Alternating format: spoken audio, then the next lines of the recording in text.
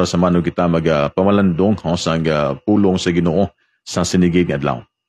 Ang pagtakop sa aton nga pagtuon sa pulong sa Ginoo sige nga keep walking. Diri gyapon sa aton nga text ang Colossians chapter 2 verse 6 hasta sa verse number 10.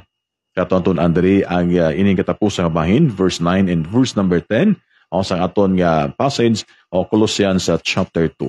Kung may Biblia ka, palibuksi mga Biblia po sa akon. Colossians chapter 2, verse 6, asa sa verse number 10, kakabasaon din ang verse 9, kag verse number 10. Ang pulong sa Ginoo siling, for in Him dwelleth all the fullness of the Godhead bodily, and ye are complete in Him, which is the head of all principality and power. Kabay pang Ginoo maging pakamayo sa aton sa adlaw, sa ito pagtuon sa pulong sa Ginoo magapangamuyo kita. O Diyos, salamat sa isa kadakong oportunidad nga kami makapamalandong sa pulong nimo. Salamat sa nga Ginoo. Ang pangamuyo ikagin magagamba sa mutanan. Patawara kami sa mapaglapas manamon sa tubangan namay. Ikaw Ginoo ang magabukas sa matipusuon ka mapanuna. Gamit ang Blang Espiritu o Diyos sa pag-convince amon, pag-convince amon as we meditate sa pulong nimo. Inapo naman tanan, Kristo Jesus, kabay pa. Mga utod naton nga takpan naton nga pagtuon, Andrea sa may Colossians chapter 2, sa pudman sang pila ka mga kamaturan nga aton nga tawon karon. Sang kahapon, nagpamalandong kita sang pulong sa Ginoo, number 2, our experience of Christ's sufficiency depends on our faithfulness to keep walking in Him. Ara lamang lang na sandig utod, kung paano ta magpabilin sa ito matutom, kag mapinadayunon sa ito pag-alaga sa Ginoo, pagsunod sa Ginoo. Kay posible nga nagbatong ka ganong Jesus ng imo manluluwas, gintuhan ni mo siya, pero pagkatapos na wala man ta nagsunod sa tutuod gini pag-alagad siya. Kag wala kita nagpadayon sa pagpangalagad. Kag maybe nagpadayon sa pag-alagad nimo for a year or pila lang kat matinuig. Apa pagkatapos, nagbiya ka naman sa pag-alagad nimo sa Ginoo. That's why sila ni Paul, keep walking, keep walking. Kaya dito magkalipat abyan, that our experience of Christ's sufficiency depends on our faithfulness. Kag sa aton nga mapinadayunon nga pagkabuhi upod sa Ginoo. Kaya nagliga na tutunan ng number 1, Jesus Christ alone is sufficient to make us complete before God. And as we close finally, Paul urges that we cultivate a deficiency on Christ through an ongoing attitude of thanksgiving. Amo ni ang katapusan ng ginambal ni Pablo. Nga ko paano ta makapadayon sa ton nga pagpangalagad, pagabuhi sa Ginoo, sila ni Paul nagpangabay sa ako, nagpangabay sa imo, nagpangabay sa ako, that we cultivate, ika-cultivate naton ang pagsalig sa Ginoo, dependency on Christ, through an ongoing attitude of thanksgiving. Panayo na ton nga attitude, ugali sa pagpasalamat. Ang pagkamapasalamaton sa kanami ng ibutang abyan. Ang pagkamapasalamaton sa kanami nga bahin sa takabuhi. Nga manutla pang doon dada sila ni Paul, ang aton nga attitude sa pagkamapinadayunon sa pagpasalamat, abounding in it with thanksgiving, or as it is said, overflowing with thankfulness. Siling sang New International Version, overflowing with thankfulness. Nag-aawas sang pagpasalamat. Hindi mo lang ka namin, no? Nga kung wala man kagapaabot, wala sang balos or ano dira, wala man ano ipaabot. Ang imo lang inang magpalo lang magpasalamat. Thank you for your gift. Thank you for giving this. Mga utod ganigugma. Nagpasalamat madabala sa Ginoo sa mga problema. Nagpasalamat madabala sa Ginoo nga wala katligangon. Nagpasalamat madabala sa Ginoo nga gasakit imo nga lawas dira. Thankfulness.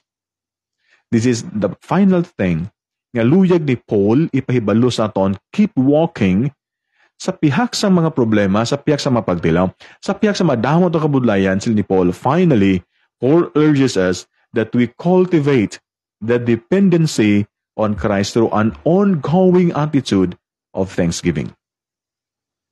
Manginami nga ugali, ang ugali sa pagkamapasalamaton.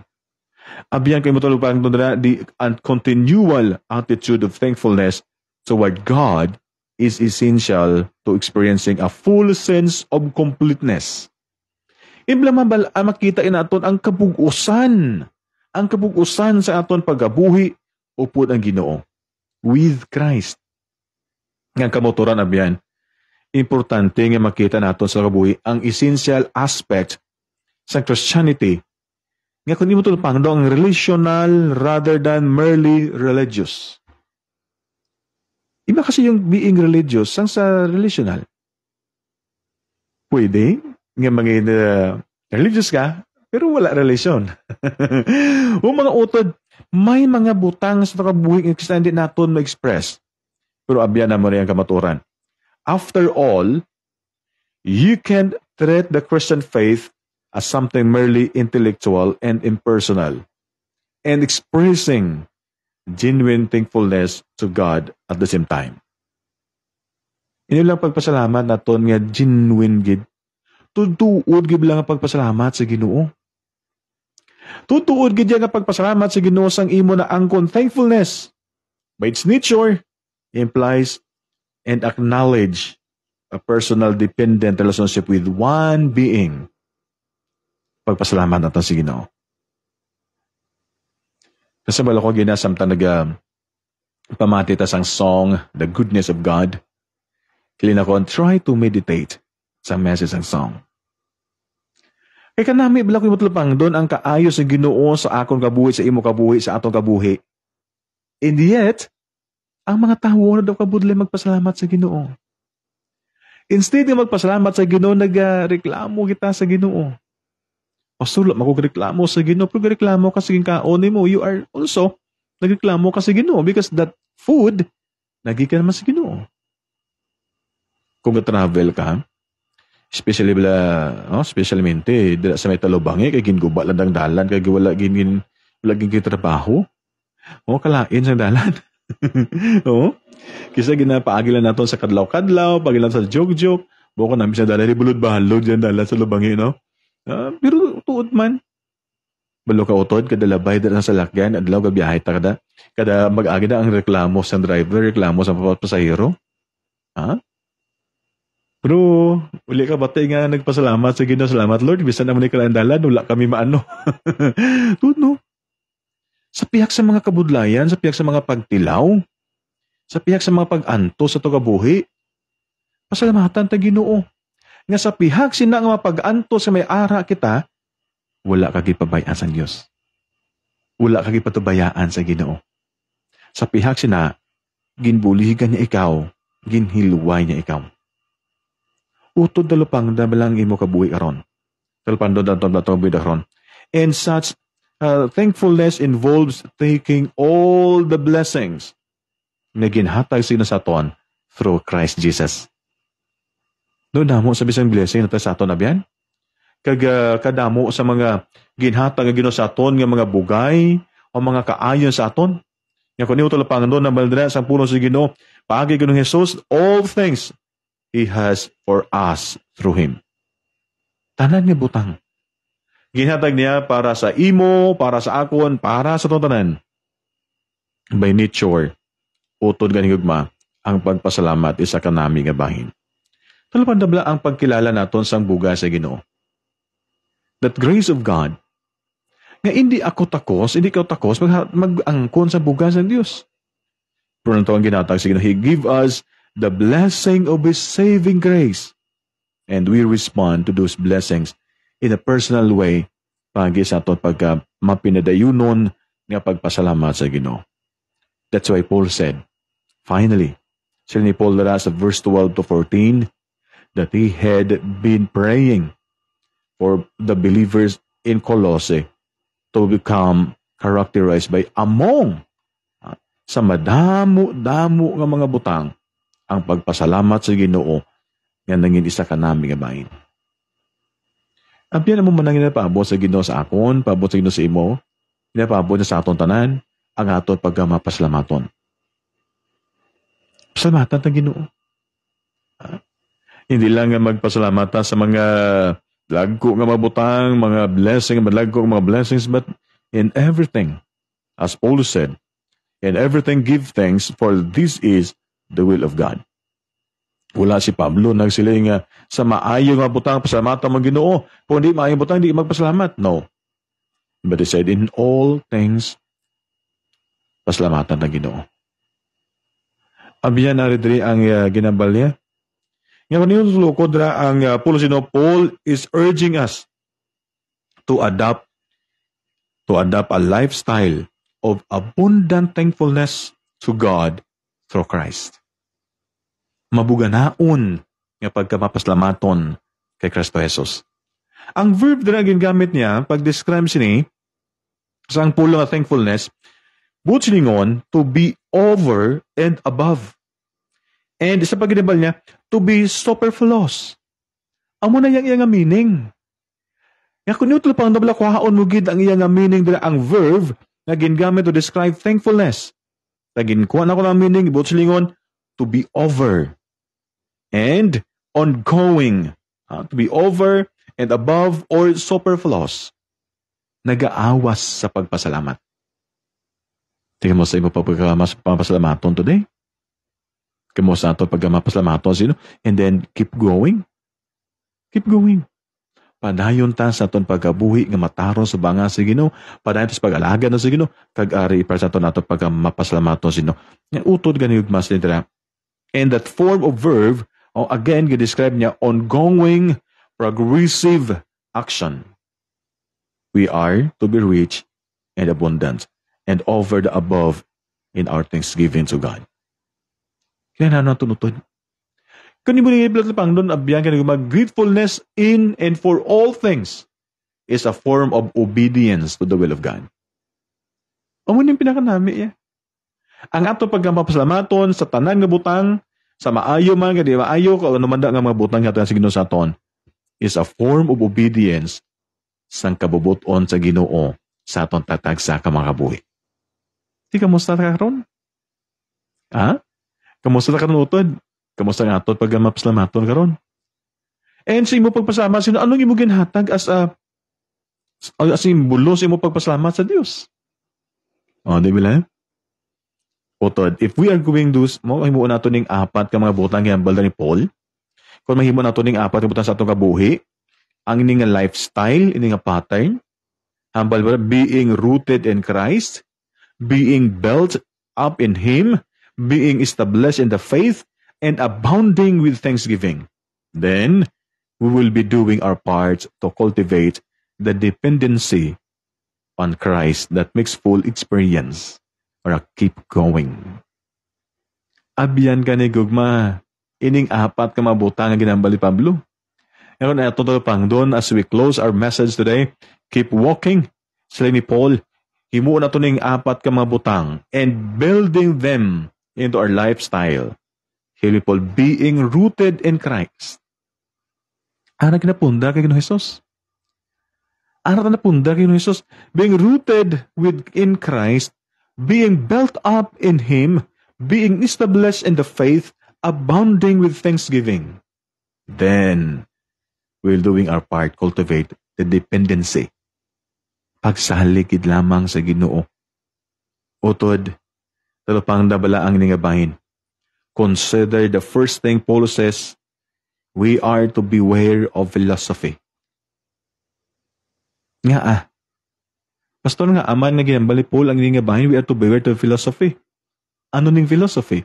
Philosophy is a word na gikan sa Grigo nga tinagang ang duwa ka pulong, philos, putslingon, love, and sophos, meaning wisdom. Kag si Paul nagambal sa ato sa ngabahin, we are to beware. Maging andam kita sa ni. Maging nalungot sang philosophy. That is, philos means love and sophos means wisdom. Butslingon otol gagugma, philosophy mo ini is the love and the pursuit of wisdom. Nga wala ka na sa ibang natinguhaan, kundi ina lang kaalam and in of itself. But then, ini nga butang, O hindi man niya sala, wala mamalain.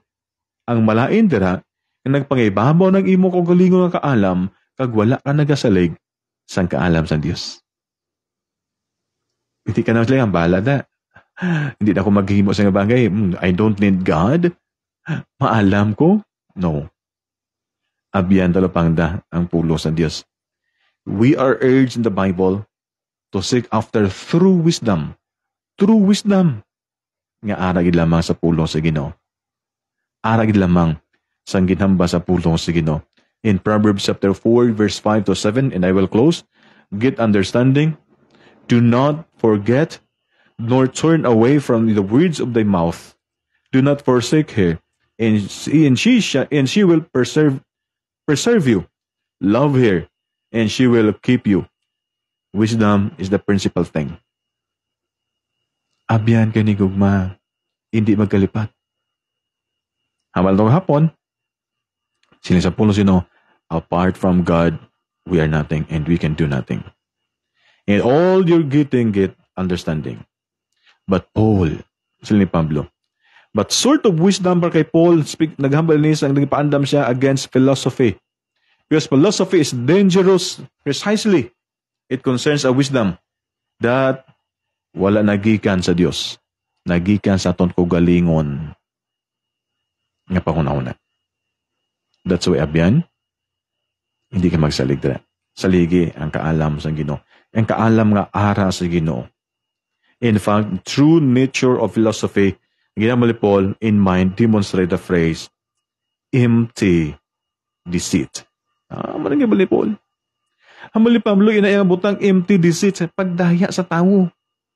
Kung hindi mo tulupang doon, the only one thing is being described by them, it's a kind of philosophy that amounts to nothing more than empty deceit. Abyan, seeming love of wisdom is really empty deceit because ina siya naghatag lang sa kugalingon niya. Wala na siya ganantaw sa Dios. Wala siya kasalig sa Dios. Kaya para siya, I don't need your God. I know everything. Oh? And Paul goes on to describe the nature of such soul-harming philosophy. Delikado nga philosophy. That's why si Pablo, that is according to the traditions of men, such philosophy is useless to make us complete before the eyes of God. Why? Because it comes from the imagination and reasoning of fallen human beings. Kaya wala nagikan sa Diyos. That's why utod ganing gugma ang pinakanami is balik ka sa Ginoo. Keep walking. Keep walking. Hindi magsalig sa magulingon, hindi magsalig sa magulingon ng hibalo, saligi ang kaalam sa Diyos. Saligi ang ginata sa Diyos. Utod, di nagtakaw ba itong pagpamalandong sa Colossians chapter 2. Ang itong ansang nagligad pag may nadlaw. Keep walking. Di kamusta ka biyan? Kamusta singaga? Paday tabalang nagapangalaga sino? Paday tabalang nagaupod sa pagsunod sa pag-alaga nato sa Ginoo? Kamusta itong pagsunod sa Ginoo? Kabay pa utod nga ini nga aga. You and I, basta sa ulingon, Lord, sumugod ka ron, hindi mo masalig sa akong hibalo. Hindi mo masalig sa akong kaalam. Saligan ako ikaw. As pagpahatag naton sa aton pagpasalamat sa Ginoo, paghatag naton sa aton nga pagbalik sa pagdayaw sa Ginoo, pagpasalamat sa iya sa iyang kaayo sa aton tatag sa kamakabuhi. Salamat ginabiyan. Utod kani gumamba mo salamat sa imo pagpupod sa aton pagpamalandong sa pulong sa Ginoo. So gugwas pagatuita sa bago na mga topic, dili man gyapon sa aton programa ang morning greetings and devotion. Madamo salamat utod sa imo pagpupod sa aton si adlaw magapangamuyota. O Diyos, salamat gid sa imong kaayo sa amon. Salamat sa mga pagtudlo nimo sa amon, pagpanumdon mo sa amon. Teach us, Father, gamay mo namo ini mangin mapasalamaton kami in all things sa among kabuhi. As a sign sa amon nga obedience sa imong nga will sa among tatag sa kabuhi, O Dios. Buli kita namon taglamat yung Ginoo. Tanan namon nga mga viewers, mga followers nga adlaw. Ikaw gid magapakamay. Pinampo namon, tugyan na sa ngalan sa mga luwa si Kristo Jesus. Kabay pa. Abiyang kinagawa, madamo yung salamat sa imong pagpunta sa aton sa adlaw, kag salamat gid no sa imong pagpamati sa aton sa 90.5 FM ang Kaling Gospel Radio.